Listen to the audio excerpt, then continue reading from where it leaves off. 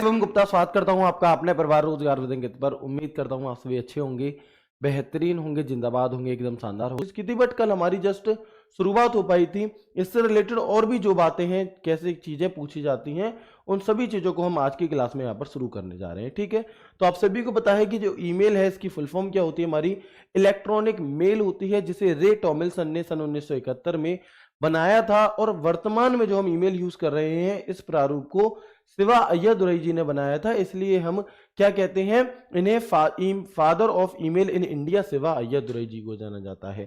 जो मेल बनाया था आपका रे टॉमिल्सन ने, उन्होंने सबसे पहला मेल अर्पानेट के माध्यम से भेजकर देखा था और लिखकर क्या भेजा था, QWERTPOIUY ऐसे करके उन्होंने एक लाइन लिख करके भेजी थी।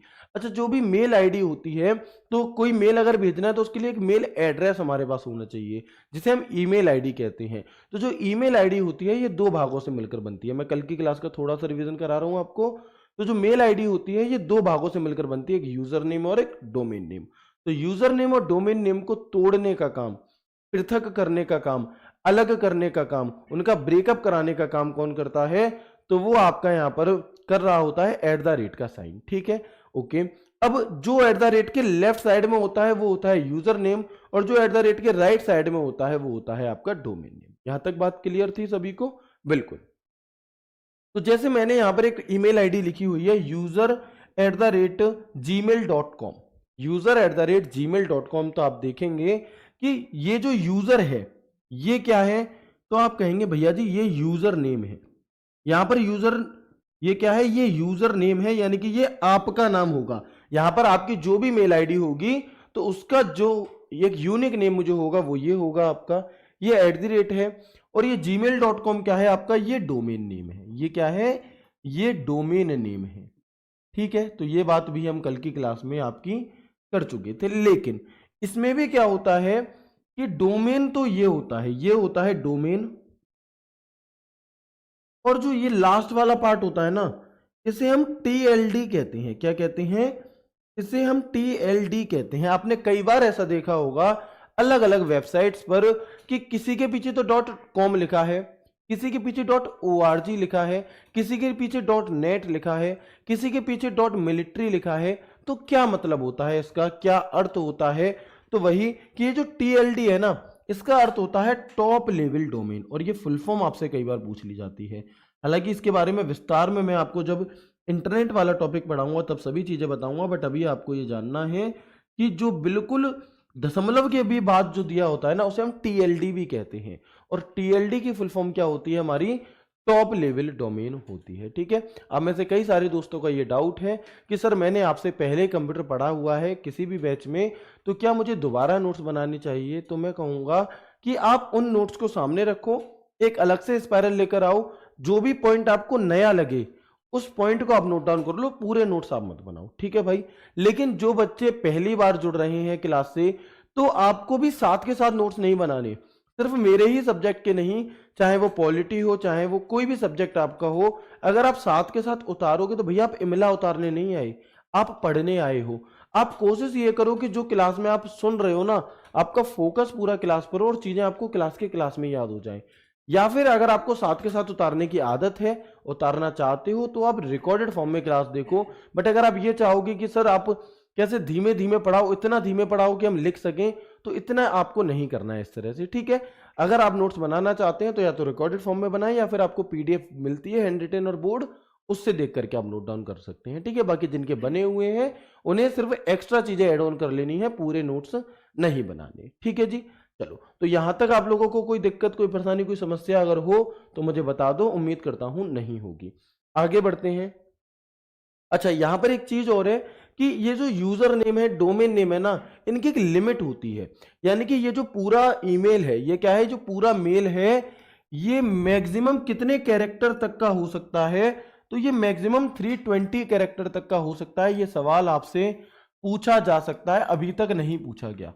अभी तक ये सवाल दिल्ली पुलिस ने आपसे नहीं पूछा है, यानी कि ये अभी अछूता है कैसा है, ये अभी बचा हुआ है।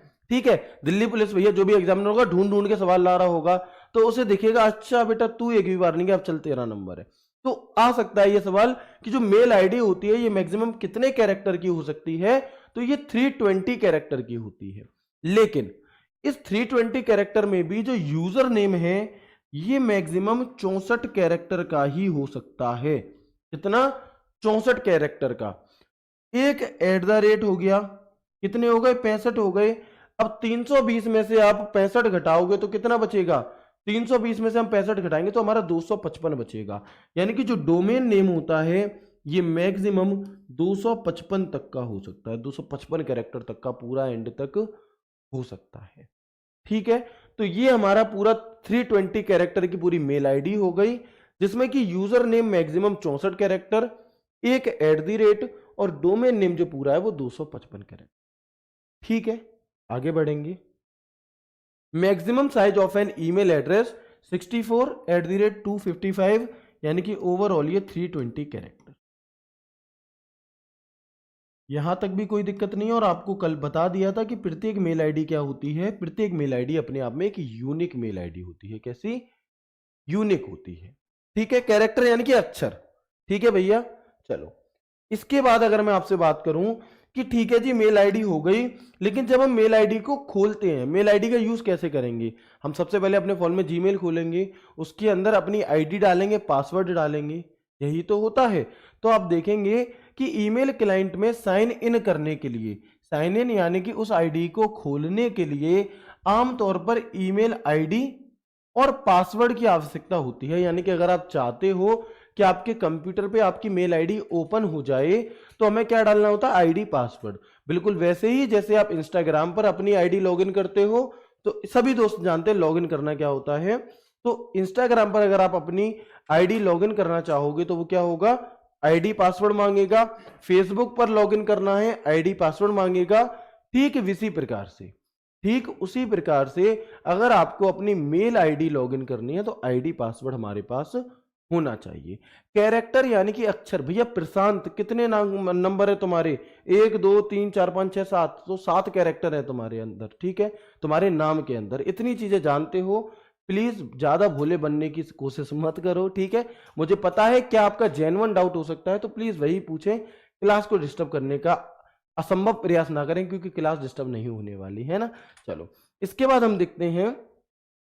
अच्छा, जब हम किसी भी मेल आईडी को, किसी भी मेल आईडी हो, इंस्टाग्राम की आईडी हो या वो आपकी फेसबुक की आईडी पासवर्ड हो, अगर आप उसे लॉगिन कर रहे होते हैं और जब वो आप पासवर्ड डालते हैं तो उस पूरी प्रोसेस को प्रमाणीकरण कहते हैं हिंदी में, और इंग्लिश में से ऑथेंटिकेशन कहा जाता है। क्या? ये ऑथेंटिकेशन कहा जाता है कि क्या आप वही व्यक्ति हैं जो इस मेल आईडी के अधिकारी हैं, यानी कि आपकी ही है ये, इसलिए आपसे पासवर्ड मांगा जाता है। तो आप कहेंगे कि जब ईमेल लॉगिन करने के लिए पासवर्ड मांगा जाता है तो इस प्रक्रिया को प्रमाणीकरण कहा जाता है। और कई बार अगर आपको हिंदी में नहीं मिलेगा तो ऑथेंटिकेशन इंग्लिश में मिलेगा। When a password is asked to log in an email the process is called authentication. चाहे ईमेल को लॉगिन करने के लिए पासवर्ड आपसे मांगे, चाहे आपसे इंस्टा आईडी लॉगिन करने के लिए मांगे, चाहे आपसे फेसबुक आईडी लॉगिन करने के लिए मांगे, यानी कि जहां भी आपसे पासवर्ड मांगता है तो उस प्रोसेस को हम ऑथेंटिकेशन कह रहे होते हैं, यानी कि प्रमाणीकरण कह रहे होते हैं। क्लियर है? यहां तक की कोई दिक्कत तो नहीं है? स्पीड में कोई दिक्कत तो नहीं है? एक बार मुझे कंफर्म करेंगे, फिर हम आगे बढ़ते हैं। ठीक है दोस्त, चलो अब मेल आईडी लॉगिन कैसे होती है। तो आप जब जीमेल पर जाएंगे और सबसे पहले आप लॉगिन करने के लिए क्लिक करेंगे, देखो दो शब्द होते हैं, एक शब्द होता है लॉग इन और एक शब्द होता है साइन अप। तो यदि आपकी ऑलरेडी कोई अकाउंट बना हुआ है तो आपके पास आईडी होगी, तो आप लॉगिन करेंगे और पासवर्ड डाल देंगे। बट यदि आपकी कोई भी आईडी है ही नहीं तो आपको साइन अप करना होता है, और वहां पर आपसे आपकी बेसिक जानकारी मांग करके आपका नाम, आपका सरनेम, आपका यूजर आईडी, आप क्या रखना चाहते हैं, आपका फोन नंबर, आपकी डेट ऑफ बर्थ, किस पर्पज से आप बनाना चाहते हो, वहां पे फिर आपकी मेल आईडी बन जाएगी और आप इसमें एक पासवर्ड रख सकेंगे।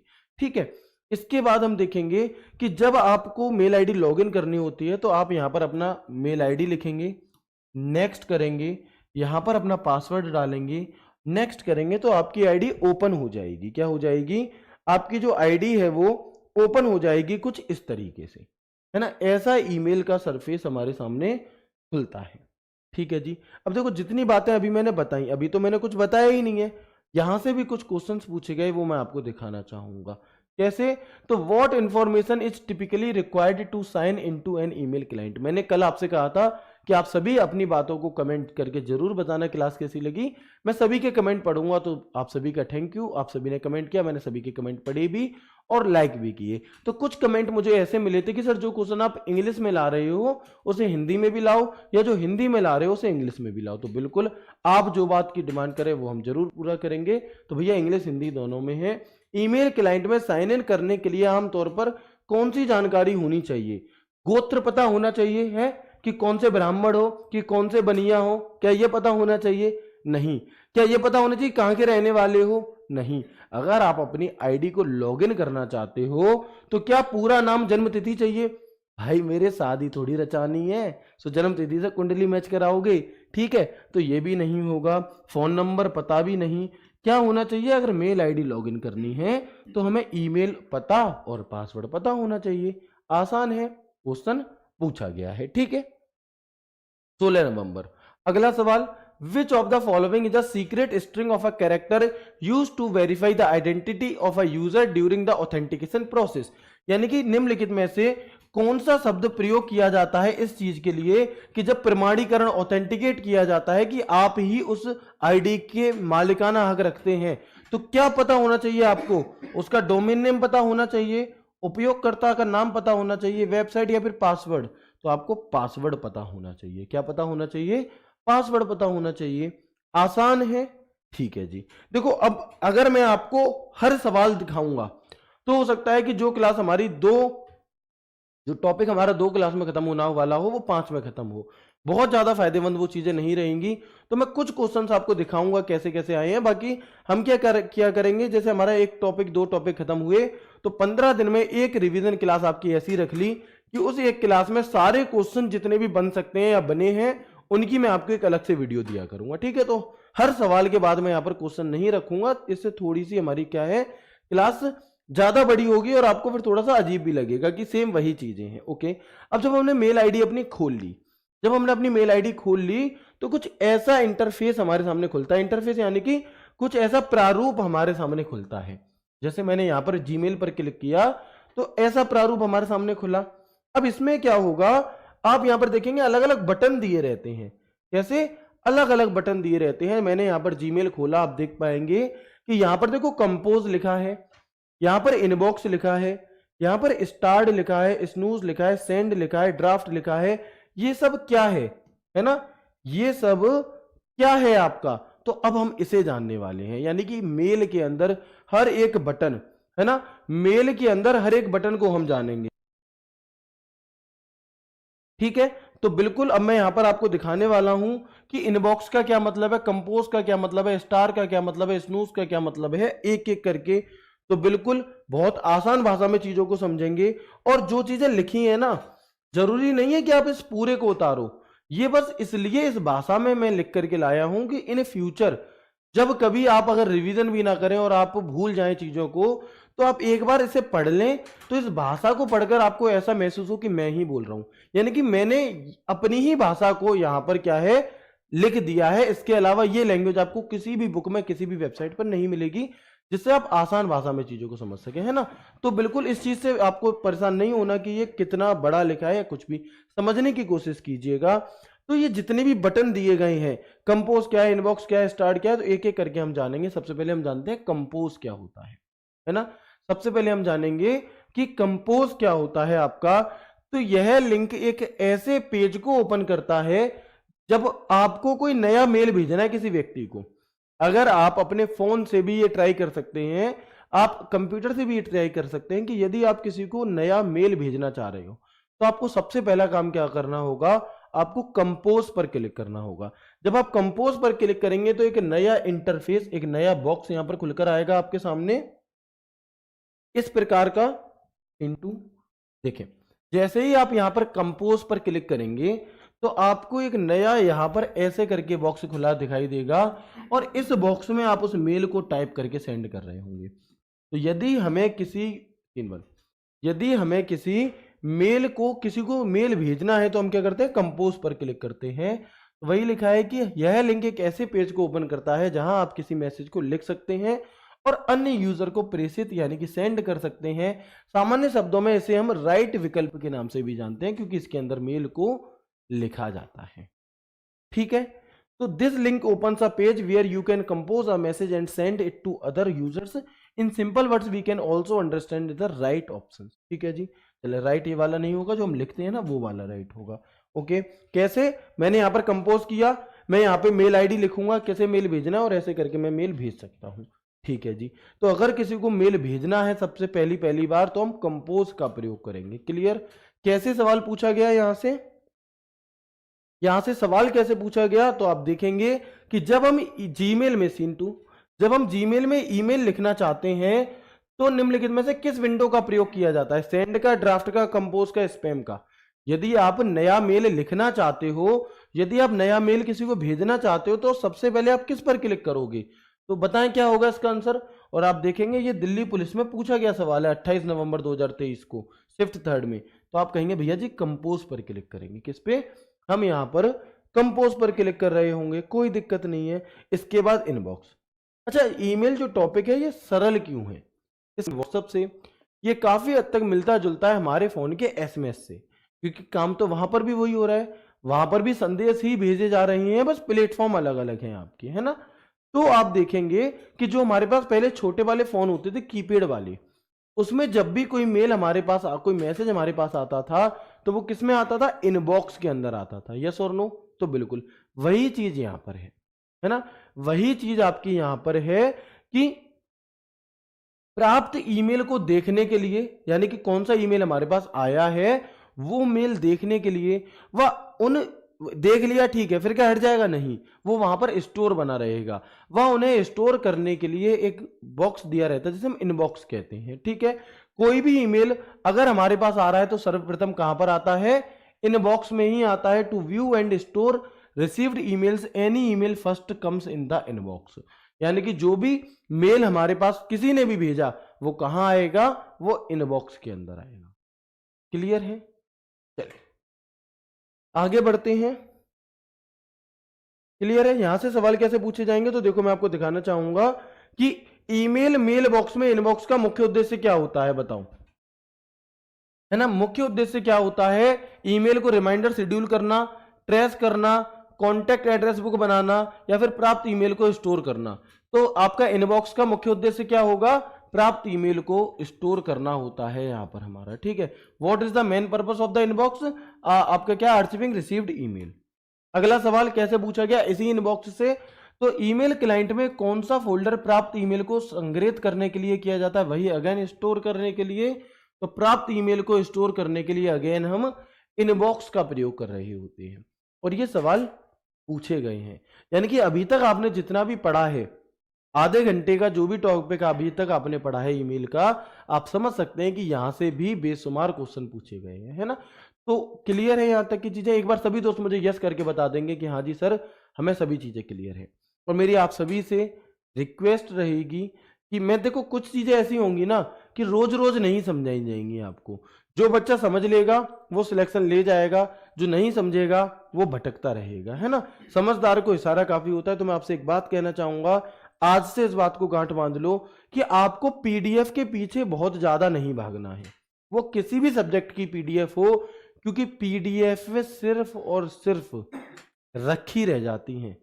जैसे आप लोगों ने देखा होगा जब कभी हम कहीं जैसे झांकी निकलती है ना, जैसे हमारे यहाँ झांकी निकलती है, राम बारात निकलती है, अग्रसेन जयंती निकलती है, दुर्गा जयंती निकलती है, तो वहां पर बहुत शानदार बहुत सुंदर दृश्य होता है, वहां पर बहुत अच्छा लग रहा होता है। लेकिन हम लोग क्या करते हैं, काफी लोग कि फोन है उठाएंगे और ऐसा करके वीडियो बनाने लगेंगे, है ना। और मतलब वो जो खुद देख सकते थे अपनी आंखों से उसे नहीं देख रहे, और वो वीडियो बना के फोन में धर ली, और वो वीडियो भाई साहब 5 साल हो गई दोबारा देखी ही नहीं। भाई इससे अच्छा तो ये था कि तुम उस टाइम खुद एक अच्छा फील कर लेते, है ना। उसे क्यों ही अपने फोन में स्टोर, क्या ही करोगे तुम उसे? हद से हद किसी को घर पे जाके एक जने को दिखा दोगे बस। लेकिन 56 वीडियो बना लेंगे, 56 देवी जागरण हो रहा है तो उस देवी जागरण में मैया का नाम तो लिया नहीं, 56 वीडियो बना के धर ली उस सिंगर की, और तुमने सुने ही नहीं, वहां पे भजन ही नहीं सुना तुमने, है ना। तो ऐसे ही पीडीएफ है, ये पीडीएफ तुम्हारे फोन में स्टोर होकर रखी रहेगी। इसे आप पढ़ कभी नहीं पाओगे। ठीक है, तो पीडीएफ से ज्यादा कोशिश करो कि जो भी बातें हैं, जो भी ज्ञान है, वो आपके दिमाग में हो, वो आपकी कॉपी पर हो। पीडीएफ के पीछे मत भागो, नहीं तो पीडीएफ के पीछे तो भागोगे लेकिन पीडीएफ में नाम नहीं आएगा तुम्हारा सिलेक्शन वाली में। ठीक है, चलो, और ये बात मैं रोज रोज नहीं बताऊंगा, जैसे भागना है जिसके पीछे खूब भागो। ठीक है भैया, आगे बढ़ेंगे अब हम यहाँ पे, ये क्लियर हो गया आपको। अच्छा, आपने एक चीज नोटिस की होगी, या मैं नोटिस करा देता हूं अगर नहीं भी कर पाए तो, कि जैसे मैंने यहां पर ईमेल खोला, अब जब मैंने यहां पर ईमेल को खोला तो हम क्या बना लेते हैं यहाँ पे, इस वाले में मैं दिखाता हूं, हम तीन प्रकार के इनबॉक्स बना देते हैं, एक प्राइमरी, एक प्रमोशन, एक सोशल।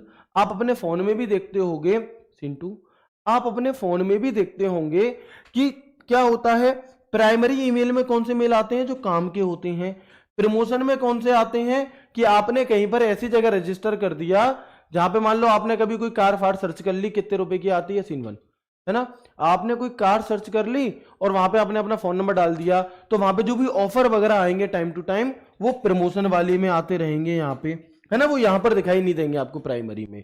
और सोशल में तो आप कई बार हम लोग क्या करते हैं, आप लोगों ने ऐसा जरूर किया होगा कि अगर हमें फेसबुक पे कोई आईडी बनानी है तो हम आईडी बनाते नहीं, हम लिख देते हैं कंटिन्यू विद गूगल। अगर इंस्टाग्राम पर आईडी बनानी तो हम आईडी नहीं बनाते, कंटिन्यू विद गूगल। अगर हमें थ्रेड पर आईडी बनानी तो हम आईडी नहीं बनाते, हम कर देते हैं कंटिन्यू विद गूगल। तो जितना भी तुम कंटिन्यू विद गूगल करोगे ना, उस हर एक हरकत का आपके पास मेल आता है, और वो मेल हमें इस सोशल वाले उस पर आता है साइड पे, कहां पे, सोशल वाले में। यानी कि इनबॉक्स को भी तीन भाषा में, तीन भागों में बदल दिया, एक प्राइमरी, एक प्रमोशन, एक सोशल। तो प्रमोशन में तो एडवर्टाइजमेंट वाले आएंगे, सोशल में आपके ऑफर फॉफर आते हैं जो दिवाली पे, वो सोशल में जो भी हरकत आप करोगे, अगर आपने मेरी वीडियो के नीचे कमेंट करा और मैंने आपका कमेंट लाइक करके आपको रिप्लाई दे दिया, तो वो रिप्लाई का मेल भी आपको यहां मिल जाएगा। ठीक है, तो वही लिखा हुआ है कि ईमेल में तीन प्रकार के इनबॉक्स टैब होते हैं, प्राइमरी जिनमें नॉर्मल मेल आते हैं, सोशल जिनमें फेसबुक, इंस्टाग्राम, ट्विटर, यूट्यूब की एक्टिविटी से रिलेटेड मेल आते हैं, और प्रमोशंस में ऑफर, डिस्काउंट, कूपन आदि मेल रिलेटेड मेल आपके आ रहे होते हैं। क्लियर है? इसके बाद उसी लिस्ट में जहां पर कंपोज था, उसी लिस्ट में जहां पर